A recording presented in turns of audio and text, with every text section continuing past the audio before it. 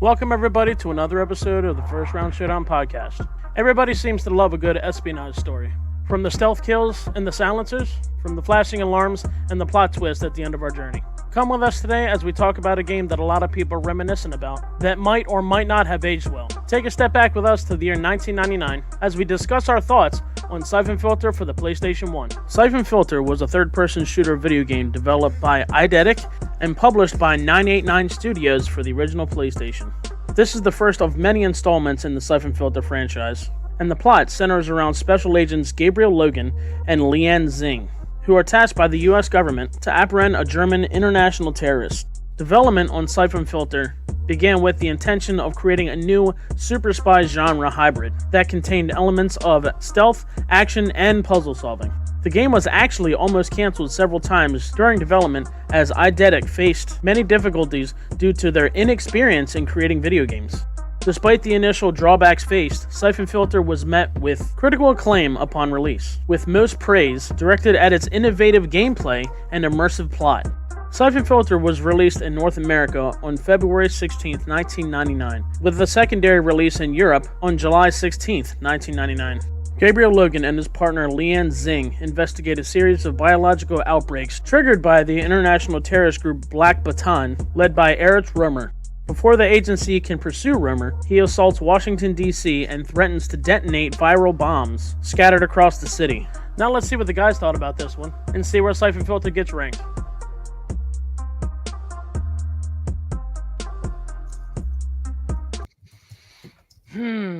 One for the books. We shall see. What is up, guys?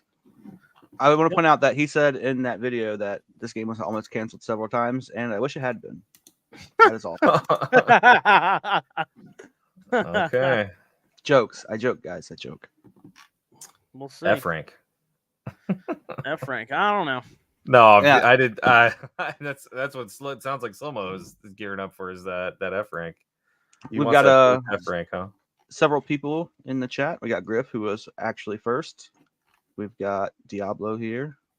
He's third, actually fourth, and we've got Ol Rickles, who says very, very well done on that intro, Freedom, and Look, 10 Rick, out. oh, thank you 10. so much. I don't know if he's talking about the game or if he's talking about the intro, but Probably both. I hope he's not talking about the game. Oh, yeah. Hope everybody had a good... Well, Slow-mo, you didn't have a 4-day weekend. You had a trash weekend, probably. Every time. Every time. Every time Well, knocking it out. I was the only one working Friday, so that was an interesting endeavor because it's either goes one way or another. It's either extremely quiet and you have basically a day off that you're at work, or it's everybody comes to you with questions, and I got a everybody comes to me with questions day. So Right. I did not enjoy a random day off on Thursday in the middle of the week. That was not a relaxing event in my life. So Yeah. I had that 4-day weekend, and it goes by so quick every single time. So. But it sounds like we all got to play a little bit of Syphon Filter. Did any of you completely beat it? Did any of you guys No, I was about 4 level. Once I got like 80% of the way through the game, I had forgot. This is not an astronomically long game, but like I thought I was like right there at the end, and then I looked up online to see how much farther I had, and I had still 4 levels to go, and I'm like, what? Yeah. So, but I mean, I enjoyed it. I did like a lot of people are probably gonna say I grew up with this game when it came out for the PlayStation 1. I played the hell out of it. I'm gonna try to be as unbiased as possible. I only have one gripe with this game, and it's probably gonna be the same thing you guys say. So we'll see. We'll see what you guys think. I wouldn't say I have too many gripes, but when you play games like this where there's a whole genre of these types of games, it's hard not to compare them to other games. Yeah. And unfortunately for me, this isn't one of the better done. Like, there's other games that did different elements of this game better. Right. And so that's my main thing. A lot of these cop espionage style games are there's a lot of them, and you know, you have to look at that whole genre when you compare it to, the style of game, and it's not top tier in that genre for me. Like Yeah, there well, are games I'd rather play.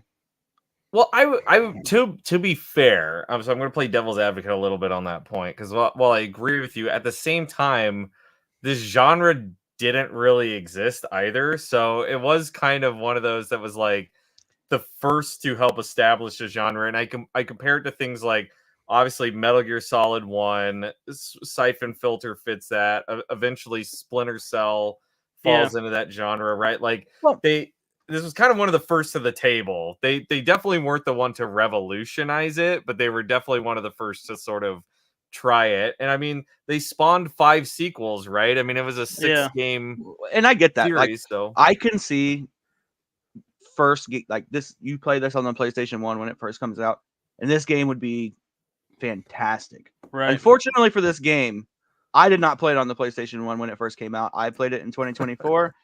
And there's a lot of other games I can compare it to that did it better. Yeah. Well, Griff I says think, Griff says it's no Metal Gear. It definitely is not. He also says I had the demo disc, so I played the hell out of the first mission.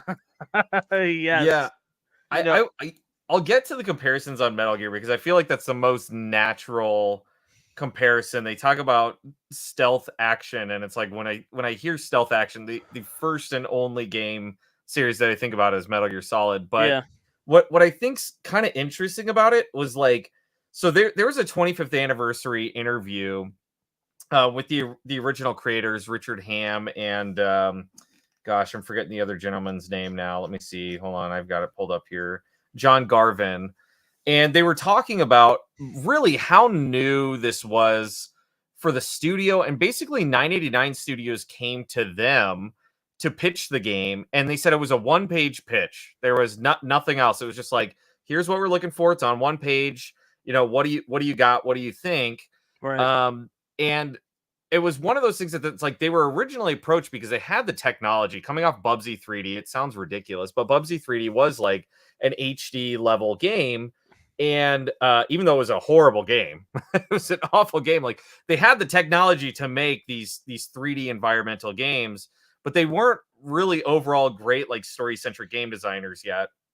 And so they were approached and they started working through it. And what you would have hated, I'm curious to even know what you think of it, Slow-Mo, but I guarantee you would have hated this game a lot more, is they originally wanted this to be far more tactical. They wanted the very specific quote.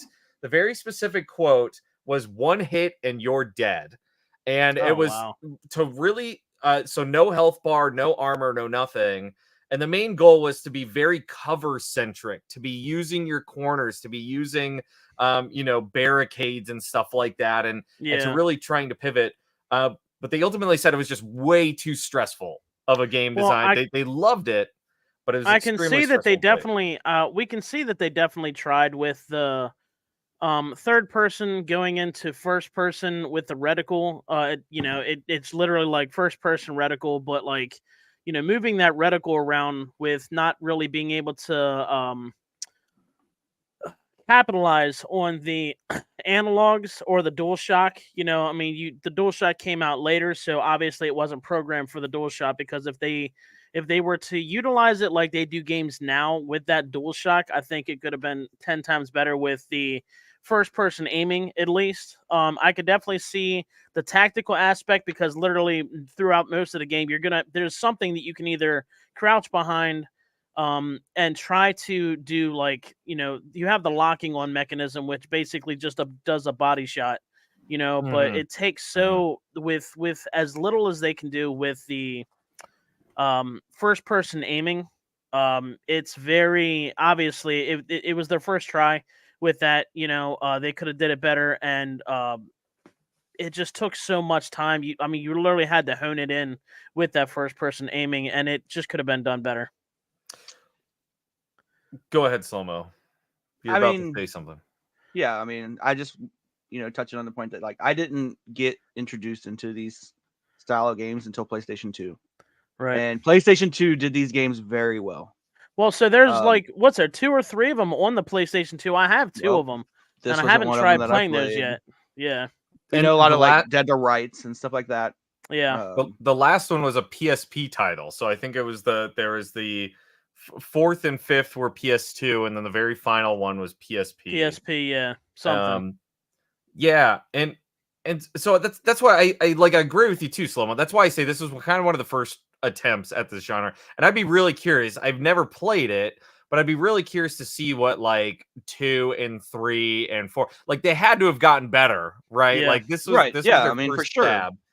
I bet the PS2 titles of this game are pretty good. I And have I'd be I have interested in 2. checking those out. Yeah, I have both of them. I've never played them though. There's Omega Strain, and I think the other one is Yeah. Dark Mirror. I remember or Omega something. Strain was really big. I Yeah. remember that name. And Yeah, when you start getting into the PS2 era, that's when Splinter Cell started coming out of Yeah. the woodwork, and people Yeah. loved Splinter Cell. Yeah, there were some So- good Splinter Cells out there. Yeah, but that's what I mean. Even piggybacking even more. So I was reading through this interview. One of the things that was really interesting is they talk about John. I think his name is like Chokon, the guy that Chakon voiced the Forever Gabe. Man? Oh no. Oh, the guy that voiced Gabriel Logan. Yeah, and so the Okay. thing that they were talking about was like they said everything was really just a struggle for resources, and they said the sound department would get anybody and everybody. And the guy who voiced Gabe was a local truck driver.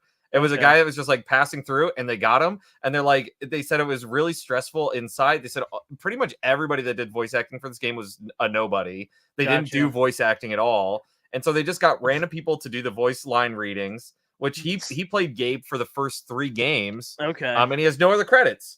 And Yeah. so they're like, this is before the unions, the Screen Actor Guild, and everything. So they just got whoever was passing by the sound booth, and they needed a line to like get in here. We got to record something. So some of his lines are pretty great for the series, but sometimes, man, when he's talking, it seriously sounds like he's like a 3-pack a day smoker, dude. Like his voice is so raspy. Yeah. I'm thinking, man, what is, they're trying really hard with this one. well, and you usually think of somebody like in this because I compare this guy to kind of like a little bit of a James Bondy, and so at the Yeah. time it's like a Pierce Brosnan, Yeah. sort of Yeah, dude. yeah. So you want somebody with like a little bit of finesse, so that really clean, soothing kind of deep voice. It's like that ain't that guy. It's like they tried to do Pierce Brosnan, but they did Charles Bronson instead. Yes, yeah, much different. Does not have that same kind of vibe to it. Yeah, But I think, I think that. Yeah, I go think ahead. now that you mentioned truck driver, the best like he sounds like a truck driver. Maybe, sure. Right. I didn't know there was a specific truck driver voice genre as well. I'm not familiar. for with sure. the Griff says they- he wants what us they to sound see like. he wants to see us do Dino Crisis. Maybe. I mean, that's another. So okay, perfect example. Hold on, I'm glad you brought that up, Griff. I'm glad you brought up Dino Crisis because the one thing that I thought of, I'm going to dive into controls here for a second. The one thing that I thought of is, wow, from an outside perspective, this seems almost like slow motiony in the way that you run, but it's actually pretty quick. And the animation in this game, like the overall, just like the way they skeleton it out and everything is very smooth. The running Yeah. animation's great. Yeah. The like duck and roll animation is really detailed. Like Yeah. It's slow though. I get it. It feels a little slow, but here's the one thing I wanted to go with that to Dino Crisis is it's tank controls, but it's not. You can shoot and move at the same time, Right. which is like groundbreaking for Yeah. a console game like this versus something like Resident Evil or Dino Crisis, where it feels like when you're in the action, it is pulling teeth because you have to stop moving while this thing's running at you to shoot at it. And Syphon Filter, it's like, we don't give a shit. Just keep running, dude. Run and strive, shoot and whatever in third Yeah. person. And it's Griff great. does say, That by feels y'all, really I mean good. slow-mo specifically. Slow-mo specifically. That will not happen, probably. Well, it depends if it's on the wheel or not. I might put it on Yeah. the wheel specifically to see you play. I was lucky enough. Do I it. think it was last week. Griff was playing it, and I think I was watching a little bit of him do the final. I think the final boss battle for that. Yep. I was chatted there very shortly, Griff, because I was like, I won't get into details, but I was out late that night, and I was drunk. trying to think of all these Jurassic Parky style puns, and I just did not have the brain capacity for Right. it. And I'm like, I cannot make this stream entertaining at all, any more entertaining than you can. So Well, it I was was out. not the final boss. There you Not go. the final boss. Yeah. Oh boy. We So, want to see some gameplay. Yeah, My go little ahead. bit that I have. Share your gameplay. Go ahead and hop into it. And you're raging. I didn't rage.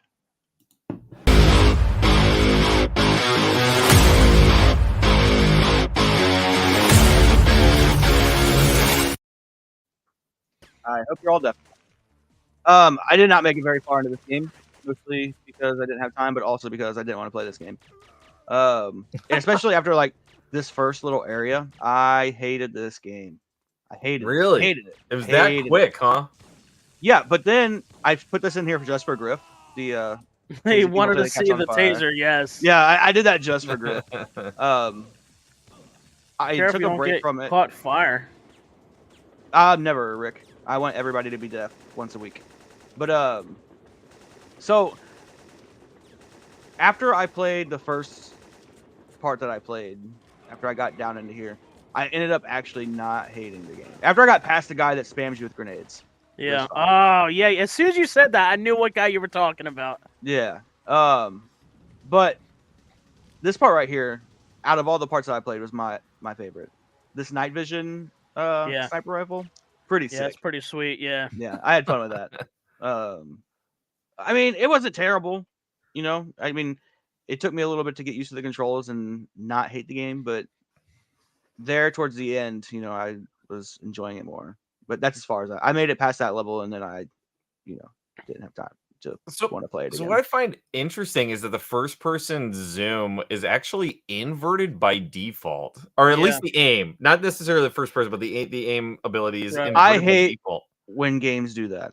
Yeah. See, I play on dual stick, anything, it's always inverted for me. But it's really weird to then say, hey, we're gonna put this on a D-pad and the way you look is inverted. I'm like, no, can't do that. The only time like, I enjoy the inverted is if I'm playing like Ace Combat or something. I can't do it with regular Like aiming. I get with like a plane. Yeah. Like if I'm not flying a plane though. Yeah. Like planes make sense having inverted controls. These Not do yet. not. One of those games will probably make it on here. I don't know. I have that. I have this argument with my wife all the time because she is a traditional up is up, down is down, left is right, you know, whatever. When we play first person shooters and I'm the opposite, I'm inverted. I'm like, I can't touch it unless it's inverted. And the way I always approach it is very much so like airplane controls. Like I want to look up. Well, I would pull back on the stick, and if I want to look up, I would lean back to look up, right? Or I'm going to lean forward to look down. So the stick would go forward in order for me to aim down. So Right. I don't know. It's totally a personal preference thing, but completely beyond the point. I was just surprised that it was inverted by default. I've never seen a game. Well, that Time has done Splitters that. was That's inverted crazy. by default. No way. I don't Yes, believe it that was. for a second. Rickle says, "Are you Chaos going?" Chaos can attest to this because when we played together, I was bitching about not knowing how to change the controls because it was inverted.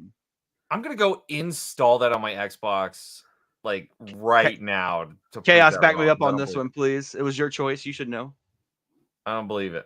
Yeah, Time Splitters 2 specifically because that's the one we played had the inverted controls. Did it really? It did. Huh. I had to because I had to go in and manually change the controls for that because it was annoying. So the whole Rickle lock says on. you play inverted to this day. Chaos right here. It's inverted by default. Yeah, got it. Thank you. I still think you're That's both a hit. wrong. That's like straight up heresy. So that's why some games still have that toggle. Yes, so you can go into the settings on some of it, and it'll ask you. Yeah. Oh, you left out the back part. For freaks like Shads. Mm-hmm. There you go. Yeah. You know what was interesting too. So like the lock on. Did you guys mess around with that at all? I only used lock on. I used it for some of it. I mean, later in the later levels, dude, everybody's got a flak jacket, man. So I'm like, I'm like hiding behind something and like popping out for a split second so I can get a headshot because you're gonna waste all that ammo if you're just trying to run and gun and deal with them with the lock on, because everybody has a flak jacket on, man. Especially when you're going through rumors, stronghold. Everybody. Well, I'm glad I didn't make it that far because Yeah. I only use lock on. Well, what I thought was so funny was also, as a part of this interview, I highlighted a couple parts of the interview, but Richard Ham was talking about, innovating controls and things. And he was saying that they were at E3 where Tomb Raider was being shown, being demoed. And he said he happened to be walking by the booth with Tomb Raider, which Tomb Raider, obviously, if you guys haven't played it, infamously tank controls. It's very awkward to control, but It's a very hard to get through. He said he walked by the demo booth and Shigeru Miyamoto was there with a bunch of other his coworkers. And he said Shigeru Miyamoto was just extraordinarily excited at the prospect of Tomb Raider. He was really, really excited. And he's apparently, Richard Ham had been thinking about some way to lock onto enemies, some system or whatever, for a really long time, because he was just feeling like the free aim was just not there yet. And he said he was willing to bet money that it was Tomb Raider which influenced Shigeru Miyamoto to develop Z targeting on Ocarina of Time, because the next year, like Ocarina of Time was Z targeting in it, and obviously they had this year after that or whatever. So I think that's really interesting how some of the developers sort of just feed off of ideas of one another. Get some idea. Another big title and be like, oh, we can do that, but better. So I've never played Ocarina of Time. I wouldn't know. Diablo says Syphon Filter games that they built for the PSP did get a PS2 release. So which one was that? Was that Dark Mirror that was PSP or what? Maybe it was. Let's see. One of them two. Because I have Omega. Sounds familiar. Yeah, I do have Omega Strain, and I think the other one is Dark Mirror. Yeah, so that must be let's see. First Wait, did Syphon Filter 1 make it to the PSP 2? Syphon Filter series. No, Logan's Shadow was a PSP title. Okay. There was the Omega Strain, Dark Mirror, and then Logan's Shadow, which I think Logan's Shadow was only PSP. PSP, okay. Correct. Gotcha. Wait, oh no, it made it to PlayStation 2 as well. It's PSP and PS2. Logan's Shadow? Yes, Dark Mirror was PSP and PlayStation 2, and then the Omega Strain was just PlayStation 2. Okay. So I'm gonna have to get Logan's Shadow because I have the other two. So, well, and I'm so interested too because the later games frequently mention multiplayer. Okay. And I'm really curious what Syphon Filter multiplayer is like. I'm assuming it's probably fairly generic third person, maybe. Yeah, try to blow up your friends kind of stuff. But yeah, that's kind of where I was at. The other thing I laughed about that I thought it was pretty laughable kind of right off the bat was the cutscenes. That rather than the cutscenes sort of being like this like pre-rendered, the characters look really good, they really stuck with that boxy. They only what they did, I know what you're gonna say, they smoothened it over the boxiness, but it was still boxy. It's so weird. It's like they put like a cinematic filter over just like the in-game models. Yeah. And not in like a Metal Gear Solid way. Because in the Metal Gear Solid way, it very much feels like the game, but they made like the camera do cinematic stuff that it's like, here's the characters in the game. This, they actually like had to render this elsewhere with those same models. And it does look weird. And just smoothing it over. Yeah. It looks strange, but you know what? If you like that kind of campy stuff, more power to you. I think overall, thank you so much for stopping in here over on TikTok. We are streaming live TikTok, Twitch, and YouTube right now. Yeah, we are. We're everywhere you can find people. Yep. So ultimately, Shadowloo, what do you think about the game, man? Well, here again, this is kind of the rough area for me because I have to consider that it's like the first one in the series. And not only is the first one in the series, it's one of the earlier ones in the genre. And I don't mean just third person action game, but it's this kind of stealth stealth. Can't even remember the name of what Metal Gear Solid calls it, espionage action or whatever. Espionage action, something like that. Yes, yeah. So it's like kind of a first of many. There are some things that are very technically impressive in this game, in my opinion. A lot of people forget that the PlayStation 2, even though it was out the same time as the N64, is a 32-bit console. The N64 literally had double the power as a PS1. And they were still able to make something like this. I personally think the actual character animations, those were really impressive to me. I know that sounds like such a little small niche thing. It's probably only certain nerds would care about that, but that was really impressive. I think the movement while shooting is definitely a big deal. I mean, like, even Metal Gear Solid barely had that. Right. So to have something like that that's so fluid, the lock-on shooting, a lot of that stuff is really good.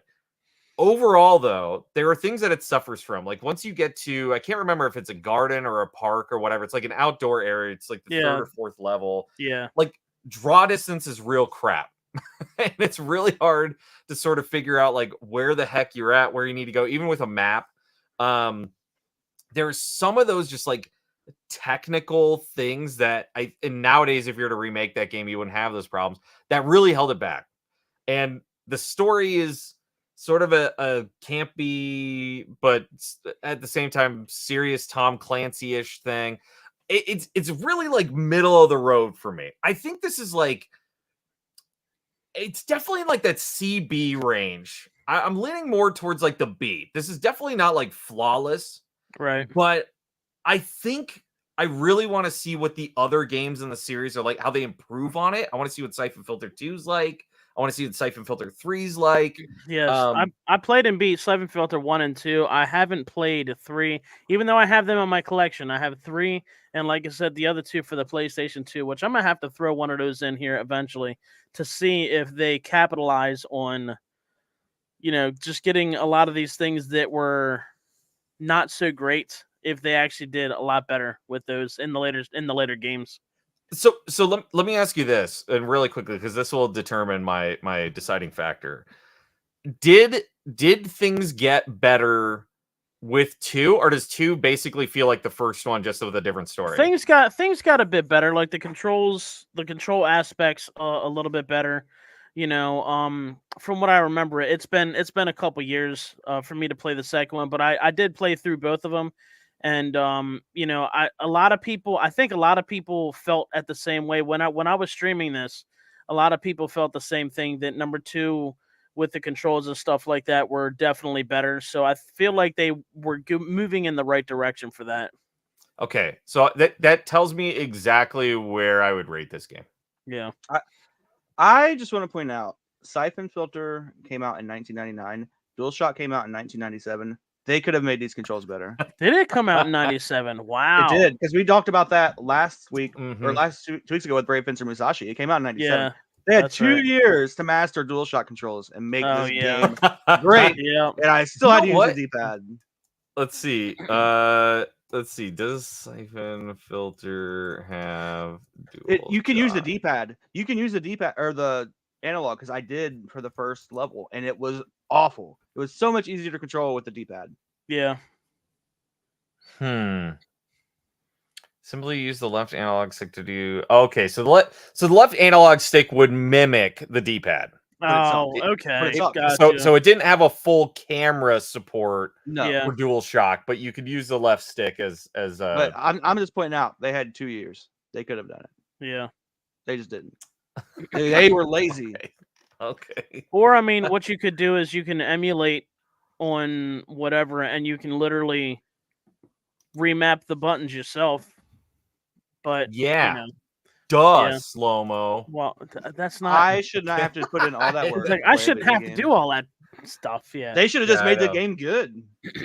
Yeah. Right. So Y'all ready to rank this thing, or what? let's rank this baby. Yeah, let's do it.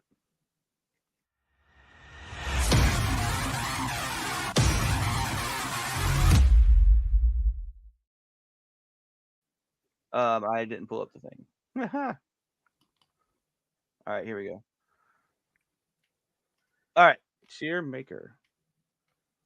Oh, I forgot. Cinnamon Toast Crunch. When Well, did we the get best that on the list? cereals. We got to do the best cereal. We may as well do that next, right? We Right. should. Yeah, Cinnamon why Toast not? Crunch is number one. I don't care. As you can see, I strategically place Syphon Filter in the C column. That is not an indication of how I feel about the game. Overall, I give this game a C. It's not something I would go back and play. I think it was all right. If I was going to play another game in this genre on the PS1, I would play Metal Gear Solid. And it's just like, they tried, they did like it. Obviously, it was revolutionary in the style of gaming, and I give it credit for that. That's why I didn't put it lower. It's not. It has nothing to do with it. There's just better ones, in my opinion, and I would rather play them instead. And There you go. based on this game and how it plays and nothing else, I give it a C. I'm gonna let Freedom go last since this is kind of his title on the wheel. So there, again, to really quickly reiterate, there are a lot of things that I appreciate about this game. I think the animation's great. I actually do like the movement and control piece to it, even though it's PS1 third-person game without DualShock support. It still feels pretty decent to me. There is a story, even if it is, albeit a little campy. It's definitely not your Metal Gear Solid style of story, right. I don't think. But because we talked through it, and it seems like the later games in the series do get better, or at least progress. This I feel like is definitely a solid C. I don't know if I would actually go back and play through and beat this game, knowing that there are better titles out there. But I think if you are a PS1 aficionado, I do think it is an impressive first in a series, as well as kind of one of these genre-defining titles for this kind of stealth action third-person gameplay. It is fairly impressive for a PS1 title. I will give it credit on the controls too, because it is easier to control than like Tomb Raider. It's even easier to control than like Silent Hill 2, in my opinion.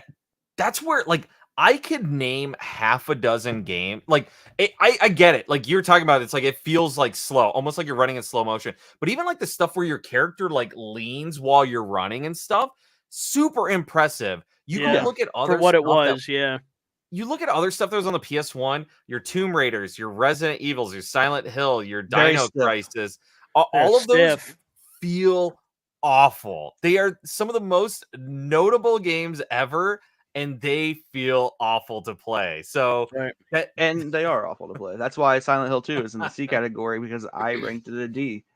And there you go.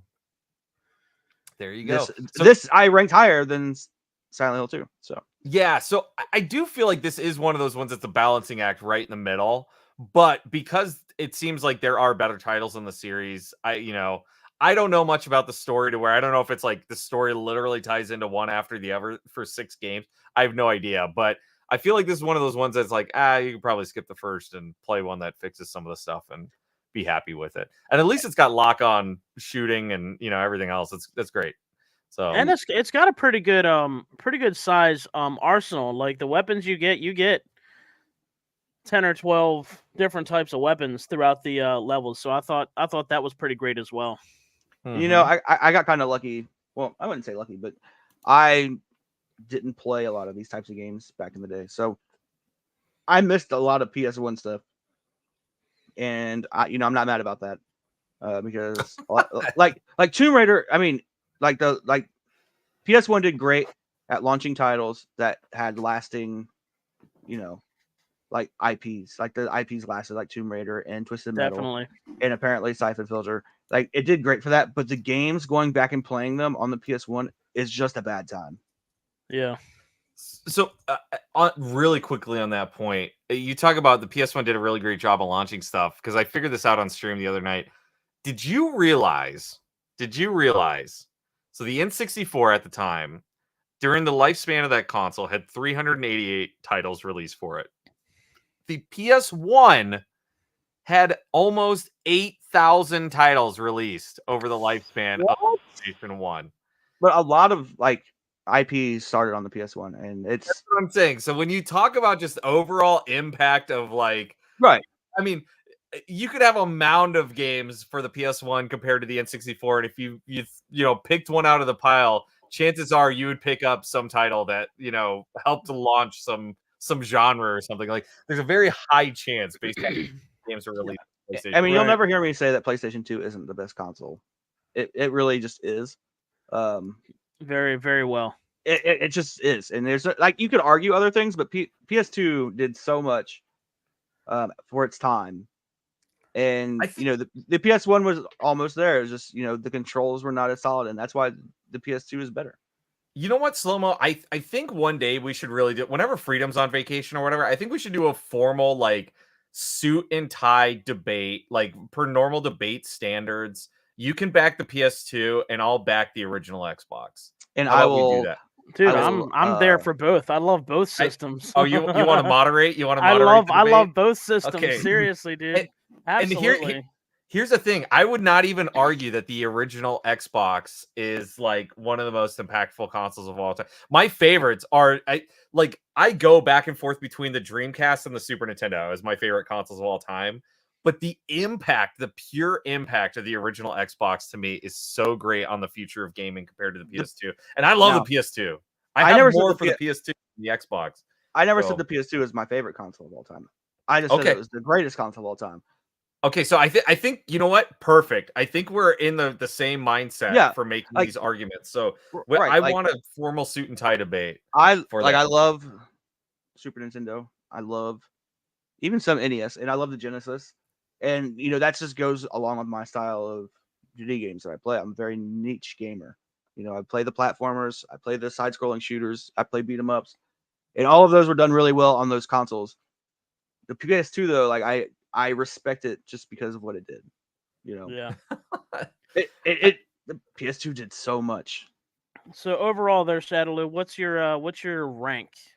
I would be a solid C for this. There's nothing inherently like I would say annoying enough about it that it's like, yeah, this is a D. Like a D in my mind is some things are kind of like broken or buggy, but it's livable. You can get through it. It's an annoyance thing.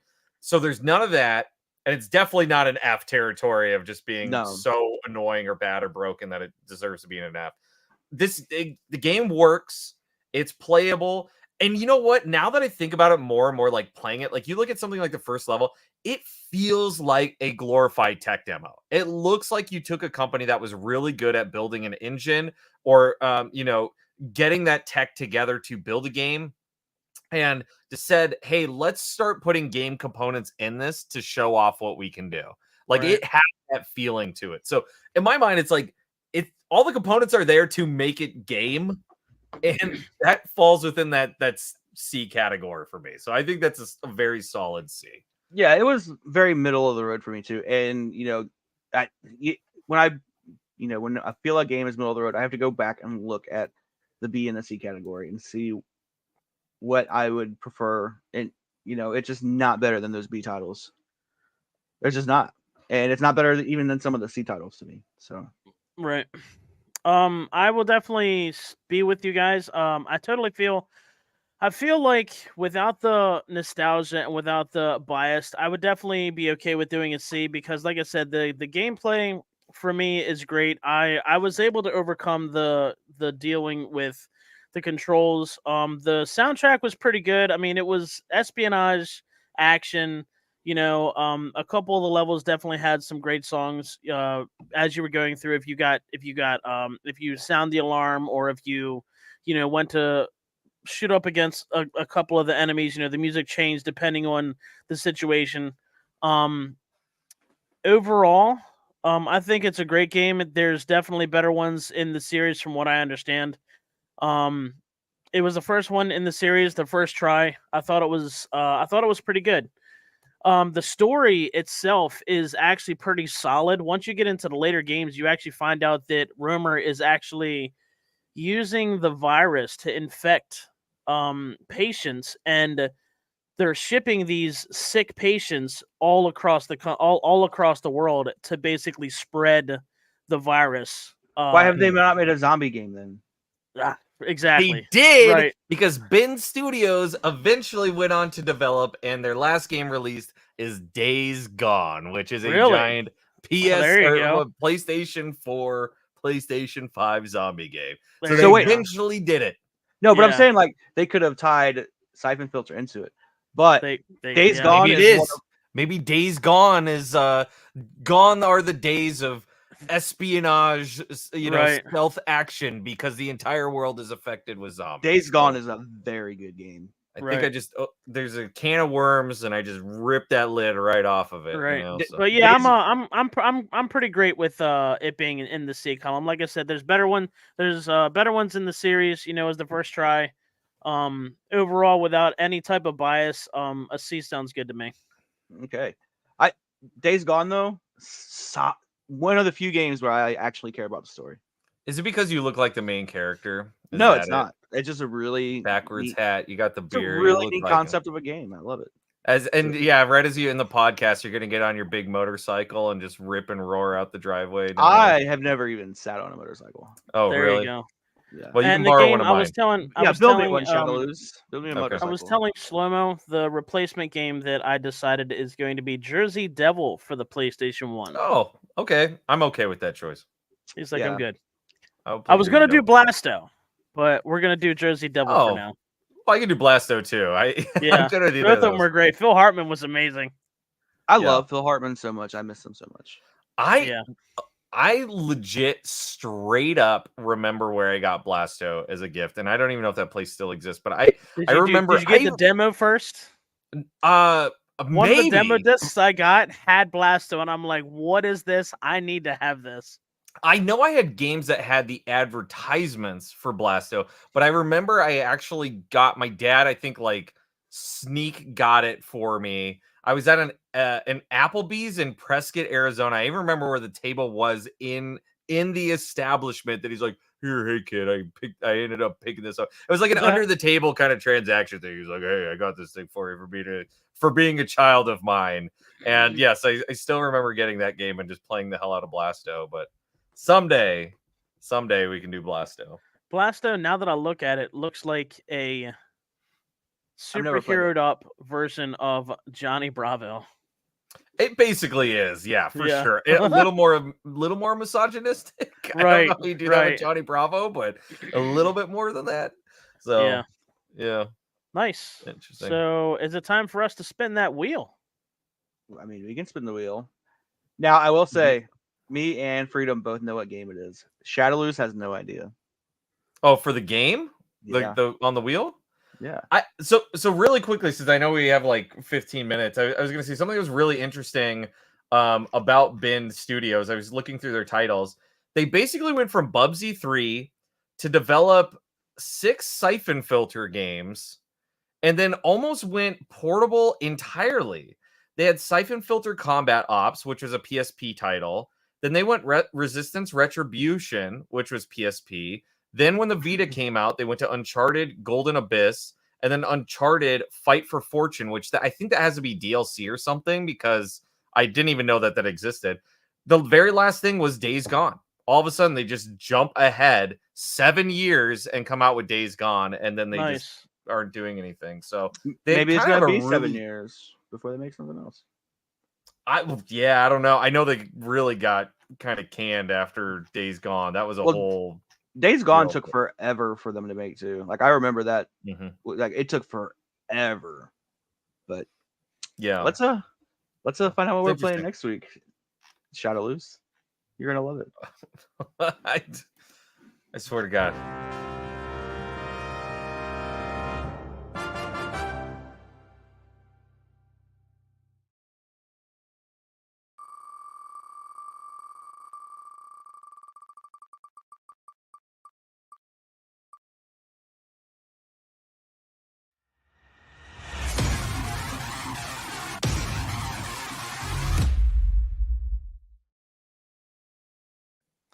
We've got an NES classic just for Shadowloose. Shadowloose, look at that face, man. He's like, this shit.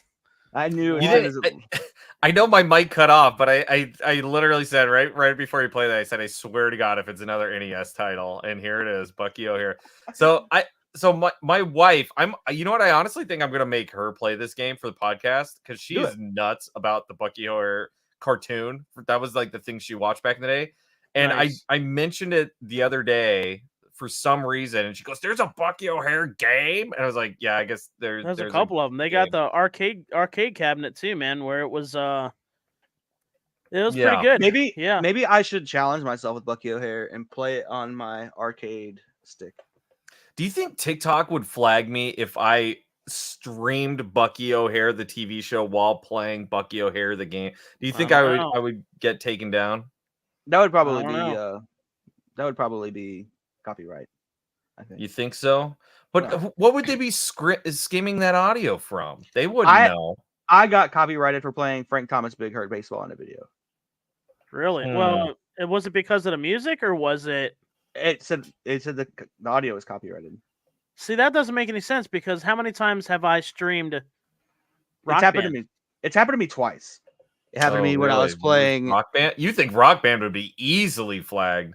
Yeah, That's what I'm it hap- saying. It happened when I was playing Frank Thomas Big Hurt Baseball in a video, and it happened with the Super Nintendo Incredible Hulk game. Wow. Hmm. So do you want to pull up some gameplay for Bucky O'Hare to let us see what we're gonna be dealing with? Sure. I've only played the arcade cabinet. I've never played the NES title. I didn't even know up until you put it on the list. I didn't even know it was an NES title. Griff says people are outright watching movies and anime. I've seen that too. Yeah, that's what I'm Yeah. saying. There's got to be something that's I don't know. I don't know how they do it, but it's a Konami title, so that's at least like a decent start. Yeah. Blinky, Deadeye, Jenny, and Willie fight. All right. Well. I mean, it's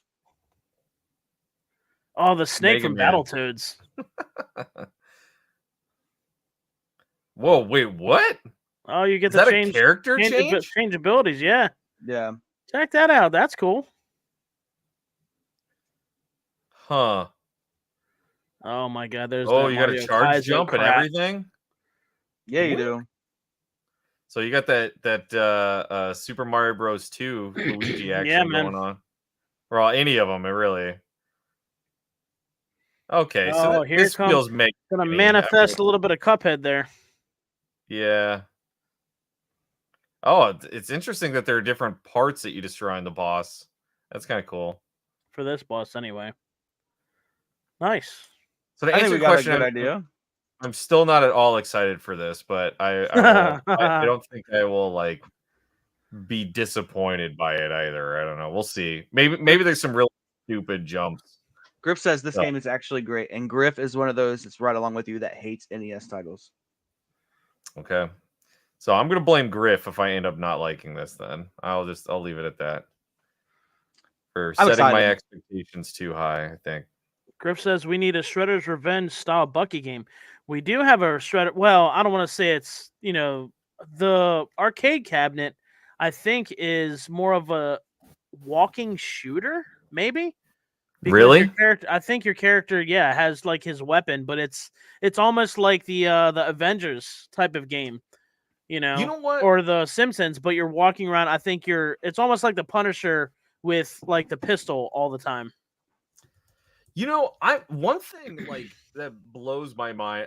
Just bringing up Shredder's Revenge here. No, this is not Bucky O'Hare related, but I'm really surprised. Like Tribute Games did not go back and be like, "Hey, yeah, we made Shredder's Revenge, but we already have the engine and like a good chunk of sprites and shit. Like, let us just go back and do the other Teenage Mutant Ninja Turtle games too. Like, let's just do all of them. Let's do a like modern version of those and blow it out of the water because I think that'd be so much fun. There's a lot of games that I would love to get the Shredder's Revenge touch because they did an amazing job with that game. That game is so much fun. So I know what I'm gonna replace it with already. Looks like there's a lot of love for the NES in chat over there. So right, look at that. I don't think this is a game that Shadowloose has beat, if I remember correctly. Freedom probably has. I know I haven't. I'm replacing Bucky O'Hare with Sly Cooper. Sly Cooper's great. The first one, Sly Cooper 1. Yeah.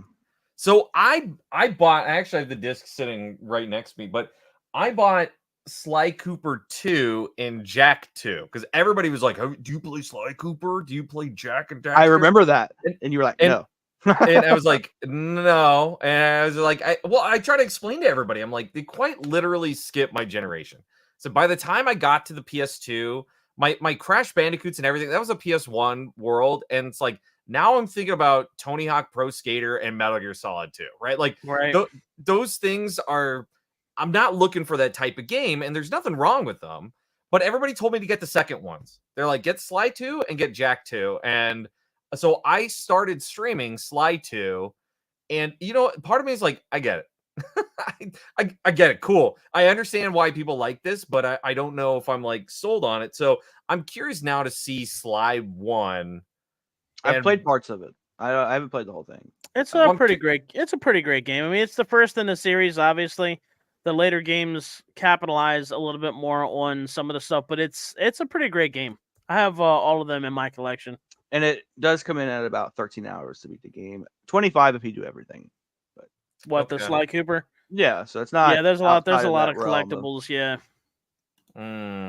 Okay. Yeah, I completely forgot that they had it. I might just have to pick up the Sly Cooper collection for like the PS3 that has all three of them and just do that. Right. Because I got the PS2 copy, but I'm like, it might just be easier to do that. So, probably refreshed a little bit. And I just want you to know, after Sly Cooper gets picked, I'm going to replace it with Voodoo Vince. Voodoo Vince? God, there's a title I haven't really thought about in 10 trillion years. I know. How does that sound? Is that where you're the little voodoo doll guy? Yeah. Is that for PlayStation 2 or is that for original Xbox? Yeah, that's what I was going to say. I know that's an Xbox title, and that's why I remember. I might even own a copy of this. I'm not sure if I do or not. It was published by Microsoft Game Studios. I streamed part of Voodoo Vince, and then the disc just stopped working. Oh. And so I was actually having fun with that game, so I want to play it again. Okay.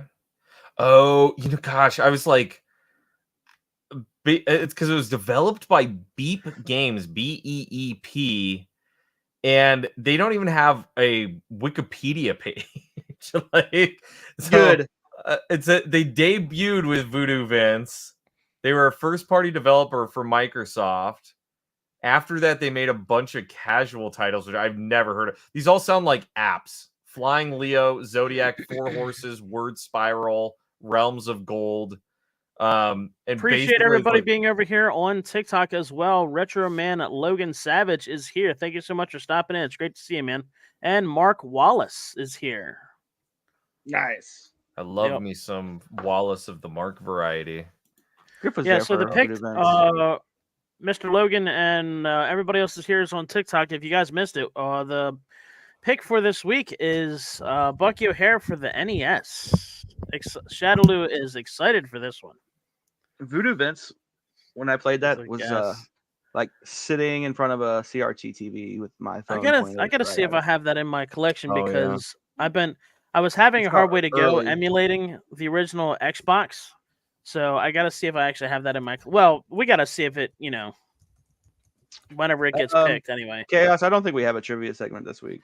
Yeah, I was really trying to look for like a Syphon Filter. I can give you. So I have something pulled up. I have 23 things you didn't know about the brand that redefined gaming.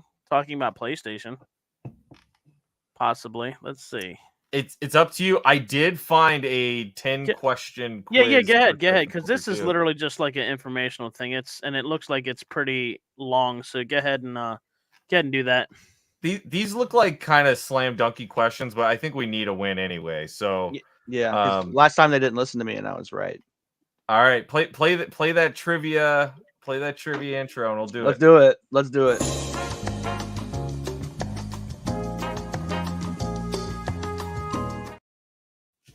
Okay, so this looks to be about the original Syphon Filter game. I think it's the original Syphon Filter game. I didn't look through. I didn't filter through all of the Syphon Filter questions. Okay, so Question number 1. Haha, I hate you for that. Guy that you were looking for. It is Mara Aramov, Jonathan Fagan, Anton Gerdau, or Eric Romer.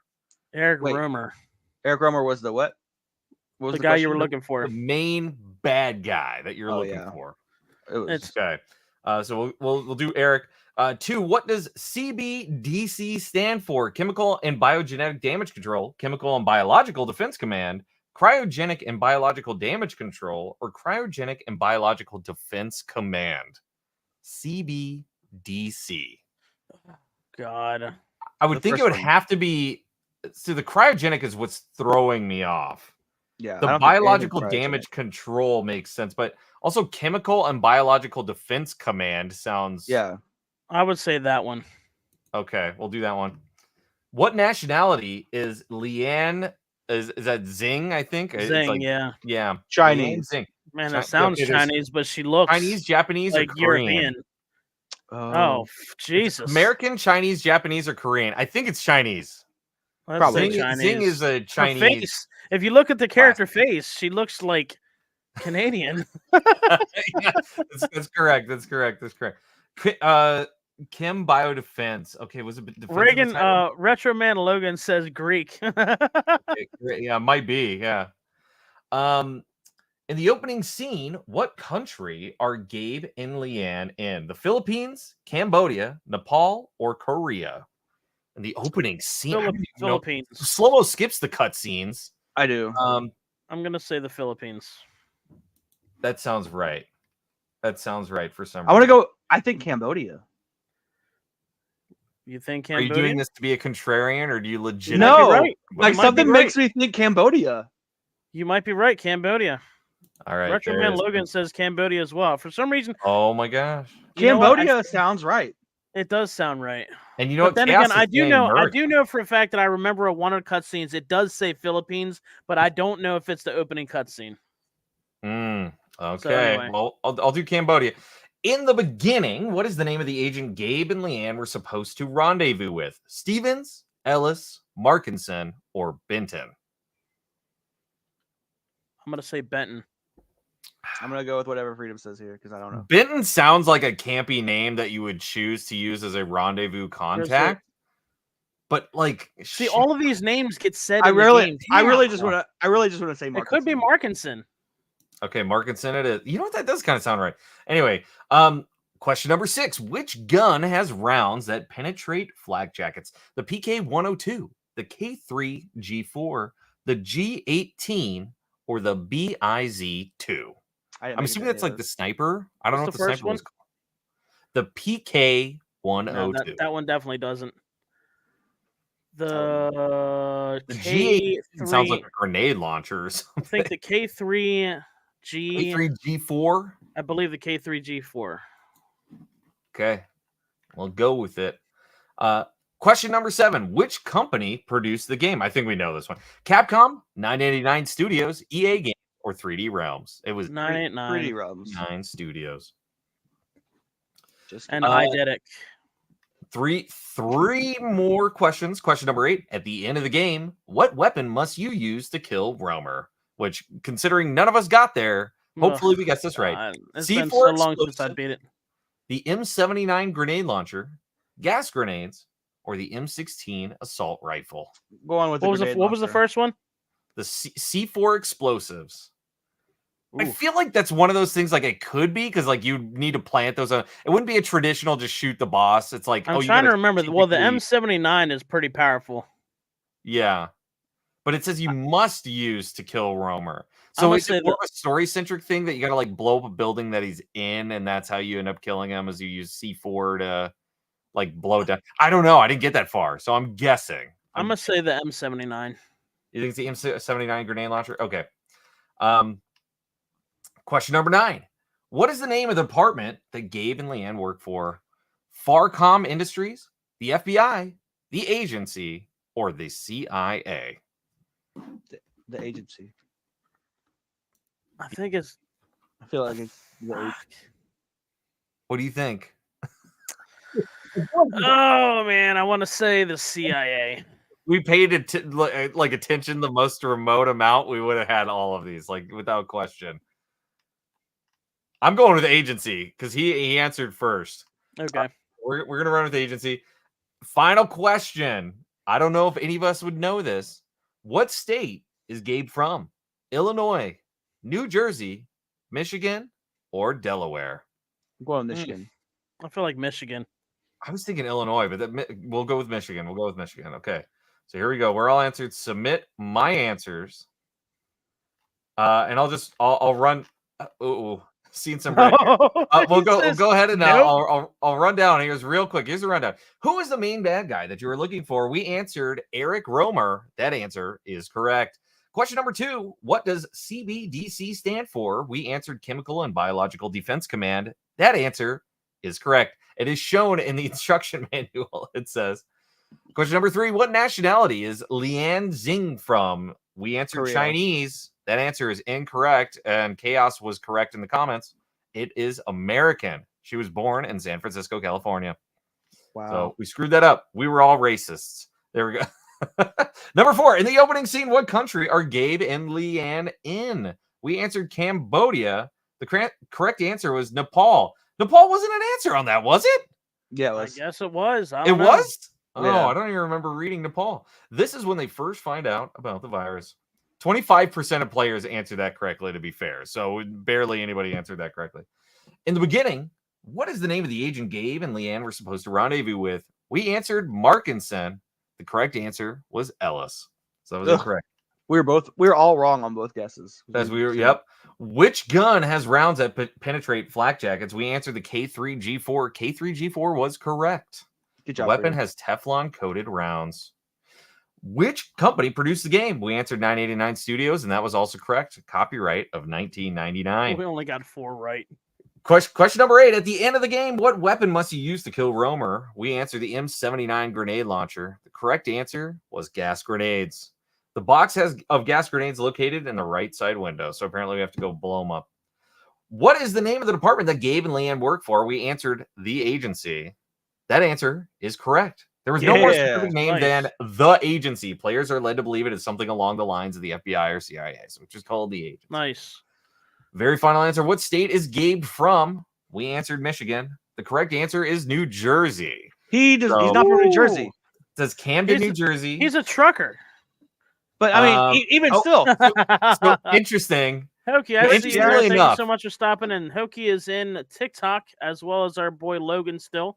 And Lady Nova Star, yeah, we're doing the final trivia. So something that's really, really interesting on that final question, the what state is he from?